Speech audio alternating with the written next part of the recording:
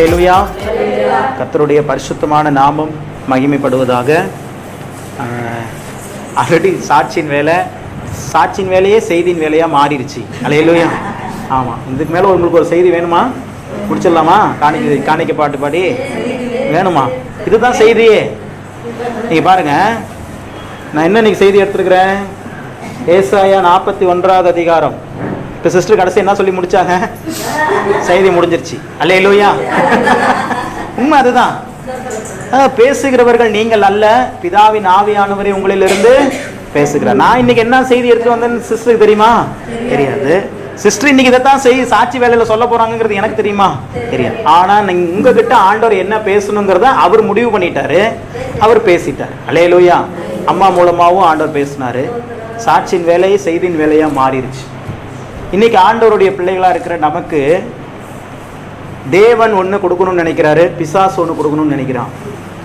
நம்ம எதை வாங்கிட்டு இருக்கிறோம் அப்படிங்கிறது தான் பார்க்குறோம். தேவன் என்ன நம்ம கொடுக்கணும்னு நினைக்கிறாரு அப்படின்னா, தேவன் கொடுக்கறது நினைக்கிறதுக்கு முன்னாடி பிசாசு நம்மளுக்குள்ள என்ன ஃபர்ஸ்ட் கொடுக்கணும்னு நினைக்கிறான். பொதுவாக ரொம்ப சிம்பிளா, பிசாசு நம்ம வாழ்க்கையில என்ன கொடுக்கணும்னு நினைக்கிறான் சொல்லுங்க பார்ப்போம். பயம், வியாதி, கஷ்டம், கண்ணீர், அப்புறம் தரித்திரம், கடன், நெருக்கம், இது கெட்டதே. அவ்வளவுதான், ஒரே வார்த்தையிலே சொல்லிட்டாங்க. கெட்டதெல்லாம் கொடுக்கறது யாரு? ஆண்டவர் நம்மளுக்கு என்ன கொடுக்கணும்னு நினைக்கிறாரு? நல்லதே கொடுக்கணும்னு நினைக்கிறாரு. வேதாகமத்துல தேவன் ஒருவருக்கும் தீங்கு செய்ததா எங்கேயுமே எழுதப்படவே இல்லை. அவர் பொய் சொல்ல மனிதன் அல்ல, மனம் மாற மனுபுத்திரன் அல்ல. நம்ம ஒரு சில நேரத்துல தவறி போயிடுவோம். அவர் ஆனா ஒரு நாள் என்ன பண்ண மாட்டாரு? தவறவே மாட்டார். பாருங்க, வேதாகமத்துல ஆண்டவராக இயேசு கிறிஸ்து ஒரு ஊமையில இதை சொல்றாரு. ஒரு ஐயா இருக்கிறாரு, அவங்களுக்கு 2 மனுஷங்க இருக்கிற 2 பிள்ளைங்க இருக்கிறாங்க. ஒருத்த மூத்த குமாரன், ஒருத்த இளைய குமாரன். இந்த 2 பேர்த்துல இந்த இளையவன் என்ன பண்ணிட்டான் அப்படின்னா, எனக்கு வர வேண்டிய சொத்தை என்கிட்ட பிரிச்சு கொடுங்க, நான் இங்க இருக்க விரும்பல, நான் போறேன் அப்படின்னு சொல்லிட்டான். அந்த தகப்பன் 2 குமாரரையும் ஈக்குவலாக தான் நேசிக்கிறார். மூத்த குமாரன் அவர் கூடவே இருக்கிறான், அவனுக்கு பிரச்சனை இல்லை. ஆனா அந்த இளைய குமாரன் என்ன பண்ணிட்டான்? சொத்தை பிரிச்சு வாங்கிட்டு போயிட்டான். சொத்தை பிரிச்சு வாங்கிட்டு போயிடணும், நல்லா இருந்தானா பரவாயில்ல. அவன் கொண்டு போய் விபச்சாரத்திலும் வேசித்தனத்திலும் செலவு பண்ணி, துன்மார்க்கமாக செலவு பண்ணி, ஒரு இடத்துல போயிட்டு கஷ்டப்படுகிறான், வேலை செய்யறான். அங்க அவனுக்கு சாப்பாடு கூட சரியா கிடைக்கல. அங்கெல்லாம் பன்னி வளர்க்குறாங்க. அந்த பன்னிக்கு தவிடு வச்சிருக்கிறாங்க. அந்த பன்னி சாப்பிட்ற அந்த தவிடையாவது எடுத்து சாப்பிட்டு வயிற்றை நிரப்பிக்கலான்னு நினைக்கிறான். ஆனா அது கூட கிடைக்கலையாம். அல்லேலூயா. வசனம் அப்படியே சொல்லப்படுகிறது. பன்றிக்கு வைக்கிற அந்த தவிட்டை கூட எடுத்து சாப்பிட்டு தன் வயிற்றை நிறைக்கலாம் என்று நினைக்கிறான். ஆனால் அது கூட அவனுக்கு கிடைக்கவில்லை. அப்பதான் அவன் யோசிக்கிறான், எங்க அப்பா வீட்டுல எத்தனையோ வேலைக்காரங்க இருக்கிறாங்க, அந்த வேலைக்காரங்களுக்கெல்லாம் டெய்லி விருந்து கிடைக்குது, சாப்பாடு கிடைக்குது. நான் அவருடைய குமாரன், நான் போய் பண்ணி சாப்பிட்ற அந்த தவிட்டு ஆசைப்படுற அளவுக்கு என் நிலைமை மாறிடுச்சேன்னு சொல்லி மனம் திரும்புகிறான். மனம் திரும்பி அந்த அப்பாட்ட வர்றான். அப்பாட்ட வந்து நிக்கிறான். அப்பா என்ன பண்றாரு? நம்மளா இருந்தா என்ன பண்ணிருப்போம்? அந்த அப்பா நம்மளா இருந்தா என்ன பண்ணிருப்போம்? அங்க பார்க்கும் போதே சொல்லியிருப்போம், அப்படியே போயிரு, இங்க வந்துடாத, என்ன பண்ணிரு, வந்துடாது. நாங்க அப்பவே சொன்ன, என் பேச்சை கேட்டியா? அப்படிதான் சொல்லுவாங்க. அப்பவே கேட்டோம். அப்படிதான் நம்ம ஒரு விஷயத்த செய்யறோம் அப்படின்னா உலகம் எப்படி பார்க்கணும்னா, எல்லாருமே நம்ம மேல வரணும்னு நினைக்க மாட்டாங்க, மேல வரணும்னு நினைப்பாங்க. ஆனா அவங்களை விட மேல வரணும்னு நினைக்க மாட்டாங்க. இதை நல்லா நீங்க புரிஞ்சுக்கோங்க. இது ரொம்ப ஆழமான ஒரு சத்தியம். உங்க சொந்த சகோதர சகோதரிகள் கூட, உங்க சொந்த நண்பர்கள் கூட என்ன நினைப்பாங்க அப்படின்னா, நீங்க ஒரு விஷயத்தை செய்றீங்க, ஒரு பிசினஸ் பண்றீங்க, இல்ல ஒரு வேலையை செய்றீங்க அப்படின்னா நீங்க நல்லா இருக்கணும்னு நினைப்பாங்க. ஆனா அவங்கள விட நீங்க நல்லா இருக்கணும்னு ஒருத்தரும் நினைக்க மாட்டாங்க. 100% நோ சான்ஸ். ஆமா. அப்போ அவன் அப்படி விழுந்துட்டான் அப்படின்னா, நாங்க அப்பவே சொன்னோம், நீ என்ன பண்ணுவேன், விழுந்துரும், நீ கேட்கல அதனால விழுந்துட்ட அப்படின்னு சொல்லுவோம். அப்படியே விழுந்து நம்ம மேல வந்துட்டோம்னா அப்ப சொல்லுவாங்க, அப்பயே எனக்கு தெரியும் இந்த தம்பி நல்லா இருந்தாப்ல, அதனால நல்லா மேல வருவான்னு எங்களுக்கு தெரியும் அப்படின்னு அப்ப சொல்லுவாங்க. ஆமா, எப்படினாலும் பேசும். நாக்கில் என்ன இல்லை, எலும்பு இல்லை, அதனால இப்படியும் பேசும் அப்படியும் பேசும். அதனாலதான் ஆண்டவர் சொல்றாரு, நாசியில் சுவாசம் உள்ள மனிதனை நம்பிராத. அவன் யாரா இருக்கட்டும், கணவனா இருக்கட்டும், மனைவியா இருக்கட்டும், பிள்ளையா இருக்கட்டும், அப்பாவா இருக்கட்டும், அம்மாவா இருக்கட்டும், யாரையும் நம்பாத, அவரை மாத்திரம் நம்பு. ஏன்னா அவர் மாறவே மாட்டார். அவர் ஒரே மாதிரியா எப்போதும் ஒரே மாதிரி நம்மளை நேசிக்கிற ஒரே ஆண்டவர் அவர் தான். பாருங்க, அதுக்கு எக்ஸாம்பிளா தான் அந்த தகப்பனார் என்ன செஞ்சிட்டு இருக்கிறாரு அப்படின்னா, எப்படியாவது என் புள்ள திரும்பி வருவான்னு சொல்லி வழி மேலே விழி வைத்து காத்து கொண்டே இருக்கிறாராம். அந்த குமாரன் வந்த உடனேயே, ஏப்பா அப்படி பண்ண, என்னப்பா ஆச்சு, எதுவுமே கேட்கல. உடனே போய் கழுத்தை கட்டி பிடித்து கொண்டு முத்தம் கொடுத்து அட்ரஸ் கொளுத்த கன்றுகளை அட்ரான்னு சொல்லி அடிச்சு விருந்து, என் மகன் மரித்தான், இப்ப திரும்பவும் உயிரோடு எழுந்து வந்து விட்டான் அப்படின்னு சொல்லிட்டு ஊருக்கே சாப்பாடு போடுறாரு. அப்படிப்பட்ட தகப்பன் தான் நம்முடைய ஆண்டவராக இயேசு கிறிஸ்து. அல்லேலூயா. உலகம் நீ பாவம் செஞ்சுட்ட, நீ பேச்சு கேட்காம போயிட்ட, நீ தப்பு பண்ணிட்ட, அதனாலதான் உனக்கு தண்டனைன்னு சொல்லி உலகம் நம்மளை தண்டிக்கும். ஆனால் ஆண்டவர் சொல்லிட்டார், சரி போனதெல்லாம் போச்சு, பாஸ்ட் இஸ் பாஸ்ட், முந்தினவைகளை நினைக்க வேண்டாம், பூர்வமானவைகளை சிந்திக்க வேண்டாம், இதோ புதிய காரியத்தை செய்கிறேன், இப்பொழுதே அது தோன்றும் என்று சொல்லி உங்களை அப்படியே பழைய அந்த பாவ வாழ்க்கையை மன்னிச்சுட்டு மறந்துட்டு உங்களை புதிய பரிசுத்த வாழ்க்கைக்குள்ளாக கொண்டு வந்து விடுவார். அதுதான் நம்முடைய அப்பாவுடைய அன்பு. அல்லேலூயா. அதனால ஆண்டவர் இன்னைக்கு நம்மளுக்கு கொடுக்கணும்னு நினைக்கிறதெல்லாம் நன்மைகள் தான். அந்த நன்மைகளை கெடுக்கணும்னு பிசாசு என்ன பண்றான், நம்மளுக்கு கெட்டதையே கொடுத்துட்டு இருப்பான். ஆண்டவர் இன்னைக்கு கொடுக்கிற ஒரே ஒரு சத்தியம் என்ன அப்படின்னு கேட்டீங்கன்னா இந்த வசனம் தான். ஏசாயா 41வது அதிகாரம் 13வது வசனத்தை வாசிங்க. இன்னைக்கு ரொம்ப நேரம் செய்தி கொடுக்க போறது இல்ல, ஆல்ரெடி செய்தி கேட்டுட்டதுனால நான் இந்த வசனங்களோட சொல்லி நான் உங்களுக்கு முடிக்க போறேன். பயப்படாதே. ஆமென். அல்லேலூயா. இன்னைக்கு ஆண்டவர் வந்திருக்கிறவங்க எல்லாருக்கும் சொல்ற ஒரே ஒரு வார்த்தை என்ன அப்படின்னா, ஏதோ ஒரு காரியம் உங்க இருதயத்தை பயப்படுத்தி கொண்டே இருக்கிறது. இந்த சூழ்நிலை உங்களை பயமுறுத்துகிறது, இந்த பிரச்சனைகள் உங்களை பயமுறுத்துகிறது, உங்களுடைய வியாதி, உங்களுடைய பலவீனம், உங்களுடைய கடன் பிரச்சனை, உங்களுடைய பொருளாதார நெருக்கடி, இது எல்லாம் உங்களுடைய இருதயத்தை பயப்படுத்திட்டு இருக்குது. ஆனா ஆண்டவர் இந்த நேரத்தில் சொல்லுகிறார், நீ பயப்படாத, நான் உனக்கு துணை நிற்கிறேன். அல்லேலூயா. எதை குறித்தும் பயப்படாதீங்க, ஆண்டவர் உங்க கூட துணையாக நிற்கிறார். அவரே உங்களுக்கு துணையா இருக்கும் போது மனுஷன் உங்களுக்கு விரோதம் என்ன செய்ய முடியும்? தாவீது சொல்றாரு, கர்த்தர் என் வலது பாரிசத்தில் இருக்கிறார், நான் அசைக்கப்பட மாட்டேன், என்னை யாரும் என்ன பண்ண முடியாது, அசைக்க முடியாது. ஏன்னா என் கூட இருக்கிறவர் அவ்வளவு வல்லமை உள்ளவர். இன்னைக்கு உங்களுடைய சூழ்நிலைகள் எப்படிப்பட்டதாக வேணா இருக்கலாம், ஆனா எல்லா சூழ்நிலைகளை காட்டிலும் பெரியவர் அவர். நம்ம பாட்டு பாடணும், நாசியின் சுவாசத்தால் செங்கடல் என்ன பண்ணாராம், ரெண்டாக பிளந்தார். ஒரு காலகட்டத்தில் ஒரு குறிப்பிட்ட நேரத்துல அந்த செங்கடல் தான் இஸ்ரவேலருக்கு பயமா மாறி இருந்துச்சு.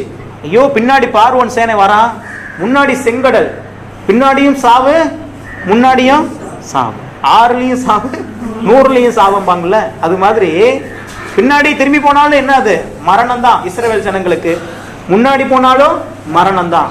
இப்படி ஒரு சூழல் என்ன பண்றதுங்கும் போதுதான் ஆண்டவருடைய நாசியின் சுவாசம், அதுதான் பரிசுத்த ஆவியானவர், அந்த செங்கடலை ரெண்டாக பிளக்கிறார்.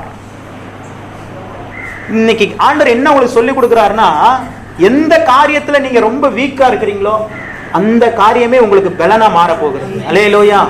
எக்ஸாம்பிளுக்கு என்னைய சொல்றேன், ஒரு காலகட்டத்துல பொருளாதாரத்துல மிகப்பெரிய வீக்கா இருந்தேன். பொருளாதாரத்துல மிகப்பெரிய வீக். என் வீட்டுக்கு வராத கடன்காரங்க கிடையாது, வராத ஃபைனான்ஸ்காரங்க கிடையாது, திட்டாத ஆள் கிடையாது, அவ்வளோ கடன், அவ்வளோ பிரச்சனை, அவ்வளோ நெருக்கம். ஆனா இன்னைக்கு என்னுடைய சூழ்நிலை எப்படி மாறி இருக்கு அப்படின்னா, மற்றவர்களுடைய பொருளாதார நிலையே மாற்றக்கூடிய ஒரு வல்லமையை தேவன் என் மீது வைத்து விட்டார். அல்லேலூயா. கடந்த நாட்கள்ல ஒரு குடும்பத்திற்கு நான் ஒரு ஹெல்ப் பண்ணேன். என்ன பண்ண அப்படின்னா, பணம் காசுலாம் கொடுத்துலாம் ஒன்னும் ஹெல்ப் பண்ணல, அவங்களுக்கு பணத்தை எப்படி சம்பாதிப்புக்குன்னு சொல்லி வழியை கற்றுக் கொடுத்துட்டேன். அதுக்குண்டான வழிகளை சொல்லி கொடுத்தேன். அவங்க வருஷத்துக்கு 1 லட்சம் வட்டியே கட்டிட்டு இருந்தாங்க நகைக்கு. இனி நீங்க வருஷத்துக்கு 1 லட்சம் நகையை வட்டி கட்ட வேண்டாம், நான் சொல்ற மாதிரி ஒர்க் அவுட் பண்ணுங்க, அந்த வருகிற லாபமே உங்களுக்கு என்ன பண்ணிடும், அந்த 1 லட்சம் வட்டியை கட்டிடுன்னு சொல்லி கடந்த நாட்கள் அதை சக்சஸ்ஃபுல்லா பண்ணியாச்சு. இனி அந்த நெருக்கத்திலிருந்து அவங்க விடுதலை ஆக்கப்பட்டாங்க. அல்லேலூயா. பாருங்க, ஒரு காலத்துல எனக்கு பொருளாதார உதவிக்கே யாரும் ஆள் இல்லாம இருந்தது, ஆனா இன்னைக்கு மற்றவர்களுடைய பொருளாதார முன்னேற்றம் அடைவதற்குரிய ஞானத்தை தேவன் என்ன பண்ணிட்டாரு, நமக்குள்ள வச்சுட்டாரு. அதான் சொல்றேன், இன்னைக்கு நீங்க எந்த காரியத்துல பலவீனமா இருக்கிறீங்க, அதே காரியம் உங்களுக்கு பெரிய சக்சஸா மாற போகுது. இன்னைக்கு பொருளாதாரத்தினால் நீங்க எடுக்கப்பட்டு கொண்டிருக்கிறீங்களா, நீங்க மற்றவர்களுடைய பொருளாதாரத்தை மாற்றக்கூடிய கெப்பாசிட்டி ஆண்டவர் உங்களுக்கு கொடுத்துருவார். இன்னைக்கு சரீரத்துல வியாதியோடு பலவீனத்தோடு இருக்கிறீங்களா, நீங்க மற்றவர்களுடைய வியாதிகளை குணமாக்குகிற அளவுக்கு தேவன் உங்களை மாற்ற போகிறார். ஏன்னா அவர் உங்களுக்கு துணை நிற்கிறார். அல்லேலூயா. பயப்பட வேண்டாம். சொல்லுங்க பக்கத்துல பார்த்து, பயப்பட வேண்டாம். ஏன் அப்படின்னா, பயம் இருந்துச்சுன்னா, அடிக்கடி சொல்லுவேன், பயம் இருந்துச்சுன்னா விசுவாசம் இருக்காது, விசுவாசம் இருந்துச்சுன்னா பயம் இருக்கு. எதிர்ச்சொல்னு படிச்சிருப்பீங்க, தமிழ்ல படிச்சவங்களுக்கு தெரியும். ஆமா பாருங்க, அம்மா சொல்லிட்டாங்க பயமே தேவையில்லை அப்படின்னு. அவங்களாம் கோடீஸ்வரர்கள். உண்மையா அவங்களுக்கு வர வேண்டிய அழுங்கலை பொருள், அவங்களுக்கு வர வேண்டிய நிலங்கள்லாம் கால்குலேட் பண்ணீங்கன்னா கோடிகள்ல இருக்குது, எனக்கு தெரியும். ஆமா, அதனால தான் பராமரிச்சுட்டு இருக்கிறேன். வரும் பாருங்க, அதுவும் அவங்களே சொல்லிடுறாங்க பாருங்க. உண்மையா அவங்க வரும்னு வாயில சொல்றாங்க, ஆனா அவங்களுக்கு ஒத்தாசையான எந்த விதமான சப்போர்ட்டும் கிடையாது. ஆமா, அவங்களுக்கு தெரியும், ஊருக்காரங்களுக்கு தெரியும், அவங்களுக்கு உதவி பண்றதுக்கு யாருமே இல்ல, சொந்தத்துல இருக்க கூட உதவி இல்ல. ஆனா அவங்க வரும்னு எதை நம்பி சொல்றாங்க? இதை நம்பி சொல்றாங்க. அல்லேலூயா. அதுதான் விசுவாசம். விசுவாசத்துக்கு ஒரு பெஸ்ட் எக்ஸாம்பிளே அவங்க தான் அப்படின்னு நான் சொல்லிடுவேன். நான் ரொம்ப சிம்பிளா சொல்றேன், பிசாசு உங்களுக்குள்ள பயம் உறுத்தி கொண்டே இருப்பான். இதுக்கு என்ன பண்ணுவேன், அதுக்கு என்ன பண்ணுவேன், இந்த கடன்காரனுக்கு என்ன பதில் சொல்லுவேன், இதுக்கு என்ன பண்ணுவேன், இதுக்கு என்ன பண்ணுவேன் இப்படின்னு உங்களை கேள்வி கேட்டு உங்களை பயமுறுத்திட்டே இருப்பான். நீங்க எவ்வளவு கேள்வி கேட்டாலும் என் அப்பா பாத்துக்குவார், என் அப்பா பாத்துக்குவார், என் அப்பா பாத்துக்குவார்னு சொல்லிக்கிட்டே இருங்க. அப்படியே அப்பா எல்லாவற்றையும் பார்த்து கொள்வார். அல்லேலூயா. பாருங்க, சிஸ்டர் வேலை செஞ்சது 7500, ஆனா ஆண்டவர் கொடுத்தது 9000. அதுதான் சொல்றேன், நீங்க விசுவாசத்தை பிராக்டிஸ் பண்ணி தான் பார்க்கணும். எப்படி நடக்கும்? நான் என்ன கல்யாணமே ஆகல, எனக்கு எப்படி குழந்தை பிறக்கும்? மரியாள் கேட்டாங்க. பரிசுத்த ஆவி உன்மேல் வரும், நீ கர்ப்பவதி ஆவன்னு சொன்னாரு. ஆண்டவருடைய வார்த்தையின்படி எனக்கு ஆக கடவுதுன்னு சரண்டர் ஆயிட்டாங்க, அவ்வளவுதான். அதுக்கப்புறமும் அவங்க யோசிக்கல, எனக்கு இன்னும் திருமணமே ஆகலையே, எப்படி குழந்தை? அது ஆண்டவர் சொல்லிட்டாருன்னா அது நடக்கும், அவ்வளவுதான். 100 வயசான பிறகு எப்படிங்க எனக்கு குழந்தை? ஆபிரகாம் சாராள், ஆண்டவர் சொல்லிட்டாருன்னா செய்வார். அல்லேலூயா. இன்னைக்கு நான் சொல்றேன், நீங்கள் எதை குறித்தும் கவலைப்பட வேண்டியதில்லை. உங்களுக்கு துணையாக அவர் நிற்கிறார். உங்கள் சார்பாக யார்கிட்ட பேசணுமோ அவர் பேசுவார். உங்க சார்பா யாருடைய மனசுல உங்களுக்கு வர வேண்டிய காரியத்தை கொண்டு வரணுமோ அவர் செய்வார். நீங்க செய்வதெல்லாம் அப்பா மேல ஒரு விசுவாசம், அவ்வளவுதான். என் ஆண்டவர் எனக்காக செய்வார். அதனாலதான் அவர் சொல்றாரு, கர்த்தர் எனக்காக யாவையும் செய்து முடிப்பார். இந்த வார்த்தை இந்த வாரம் ஃபுல்லா சொல்லிட்டே இருங்க. என்னென்ன காரியம் உங்க வாழ்க்கையில முடியாம இருக்குதோ அதெல்லாம் படிப்படியா முடியறத உங்க கண்கள் காணும். அல்லேலூயா. நீங்கள் ஆண்டவரை முழுசா சார்ந்துட்டீங்க அப்படின்னா உங்க பிரச்சனை எல்லாம் அவருடைய பிரச்சனையா மாறிடும். உங்களுக்கு 5 லட்சம் ரூபாய் கடன் இல்ல, இப்ப கடன் யாருக்கு மாறிடுச்சு? ஆண்டவருக்கு 5 லட்சம் ரூபாய் கடன் மாறிடுச்சு. அப்ப அவர் என்ன பண்ணிடுவார்? அந்த கடனை பொறுப்பெடுத்து அடைச்சு விடுவார். உங்க சரீரத்தில் இருக்கிற வியாதிய, இது ஏன் பிரச்சனை இல்ல உங்க பிரச்சனை ஆண்டவர்னு சொல்லிட்டீங்கன்னா அவர் பூரண சுகம் அளிக்கிறவர், அப்படியே சுகம் அளித்து விடுவார். அல்லேலூயா. எந்த செய்வினையும் எந்த மந்திரமோ எந்த மாந்திரிகமோ உங்க எல்லைக்குள்ள கூட வராது. அல்லேலூயா. யார் செய்யறாங்களோ அவங்க பக்கம் திரும்பி போகுமே ஒழிய உங்களுடைய நிழல கூட அது தொடாது. அப்படிப்பட்ட உங்களை சுற்றி ஒரு மகிமையான ஒரு அக்கினிமயமான ஒரு பாதுகாப்பை தேவன் வைத்திருக்கிறார். அல்லேலூயா. அதனால இன்னையினுடைய சத்தியம் இதுதான், பயப்படாதீங்க, அதுக்கு பதிலா விசுவாசமா இருங்க. ஆனா சூழ்நிலைகள்லாம் எப்படிதான் வரும்னா பயப்படுற மாதிரி தான் இருக்கும், பயம் மாதிரி தான் இருக்கும். பாருங்க, மழை காலம் ஆரம்பிச்சிருச்சு, அடுத்து என்ன நடக்குமோ அப்படிங்கிற ஒரு பயம் சென்னை மக்களுக்கு. இப்பவே எல்லாம் ஜெபிக்க ஆரம்பிச்சிட்டாங்க. ஏன்னா போன வருஷம் அந்த அளவுக்கு தத்தளிப்பாயிருச்சு. பெரிய பணக்காரன் இருந்து சாதாரண ஏழைகள் வரைக்கும் தத்தளிச்சாங்க. பணம் காசெல்லாம் கையில இருந்து ஒரு புரோஜனம் இல்ல, கட்டுக்கட்டா காசு இருந்துச்சு, 1 லிட்டர் பால் வாங்க முடியல குழந்தைக்கு. நடந்த சம்பவம் நம்ம தமிழ்நாட்டுல போன வருஷம். செய்தி எல்லாம் பாத்தீங்களா, வாசிங்களா? கவர்மெண்ட்ல இருந்து இலவசமா பால் கொடுக்க வருவாங்க. நீங்க அங்க அந்த வண்டி நிக்கிறதுக்குள்ள பால் காலி ஆயிரும். அப்படியே வண்டி ஓடி ஓடி ஓடி ஓடி ஒவ்வொரு பாக்கெட் பால் பால்னு. அப்ப சொன்னாங்க கட்டுக்கட்டா பணம். ராஜ்கிரனா அதுக்கு முன்னாடியும் ஒரு தடவை இந்த இதே மாதிரி சென்னையில ஃபிளட் வந்துச்சு. அதுல பாத்தீங்கன்னா ராஜ்கிரண் எல்லாம் கவுரு கட்டி தான் மேல தூக்குனாங்க, தெரியுமா? நடிகர் ராஜ்கிரண் எல்லாம் கவுரு கட்டி தான் மேல தூக்குனாங்க. வீட்டுல இது வரைக்கும் தண்ணி, ஒன்னும் செய்ய முடியல. ஏரிகள் எல்லாம் புடிச்சு வீடாக்கிட்டாங்க. என்ன பண்ண முடியும்? மழை வந்தா என்னதான் பண்ணும்? இறக்கத்துலதான் நிக்கும். ஒரு காட்டிருச்சு மழை. பணம் எல்லாம் ஒரு மேட்டரே இல்ல, கர்த்தர் தான் சொல்லி அந்த மழை நிரூபிச்சுட்டு போயிருச்சு. அல்லேலூயா. ஆண்டவர் நம்மளை பாதுகாப்பா வைத்திருக்கிறார். ஒரு சேதம் உங்களை அணுகாது, வாதை உங்கள் கூடாரத்தை அணுகாது, பொல்லாப்பு உங்களுக்கு நேரிடாது. ஏனென்றால் நீங்கள் வணங்குகிற, நீங்கள் ஆராதிக்கிற தேவன் சர்வ வல்லமை உள்ளவர். அல்லேலூயா. அதனால எதை குறித்து பயப்படாதீங்க, ஆண்டவர் உங்களுக்கு துணையா நிற்கிறாரு. தொடர்ந்து போராடுங்க, தொடர்ந்து செயல்படுங்க. ஒரு நாள் இல்ல ஒரு நாள் உங்கள் வாழ்க்கை முழுவதும் மாறுவதை நீங்கள் காண்பீர்கள். அல்லேலூயா. நம் கண்களை மூடி நாம் செபிப்போம். பரிசுத்தமுள்ள தகப்பனே, உமது நாமத்தை நாங்கள் உயர்த்துகிறோம். பயப்படாதே, நான் உனக்கு துணை நிற்கிறேன் என்று சொன்ன உமது வார்த்தைக்காக நாங்கள் நன்றி செலுத்துகிறோம்.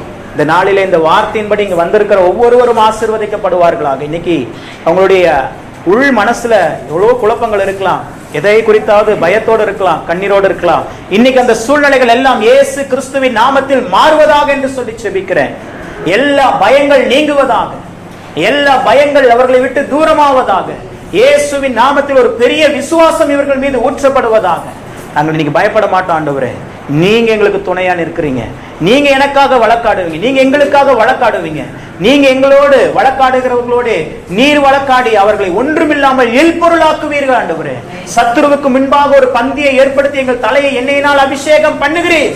வந்திருக்கிற எங்கள் ஒவ்வொருவரையும் உங்க வார்த்தையின் வல்லமையினால் நீ நிரப்புகிறபடியினால் நன்றி செலுத்துகிறோம். உங்க வார்த்தைகளை கொடுத்த உங்களுடைய பிள்ளைகள் அருமையான தாயாருக்காக, சாந்தி சகோதரிக்காகவும் நன்றி செலுத்துகிறோம். அவர்கள் வாழ்க்கையின் மூலமாக நாங்கள் கற்றுக்கொண்ட அந்த நன்மைகளுக்காக நன்றி செலுத்துகிறோம். நாங்கள் இன்னும் விசுவாசத்தில் நிலைத்திருந்து உமக்கென்று கனி கொடுக்க கிருபைகளை தாரும். ஆசீர்வதித்து உமது கிருபைக்காய் ஸ்தோத்திரம். இயேசு கிறிஸ்துவின் நாமத்தில் ஜெபித்தோம் எங்கள் ஜீவனுள்ள நல்ல பிதாவே. ஆமென். அல்லேலூயா.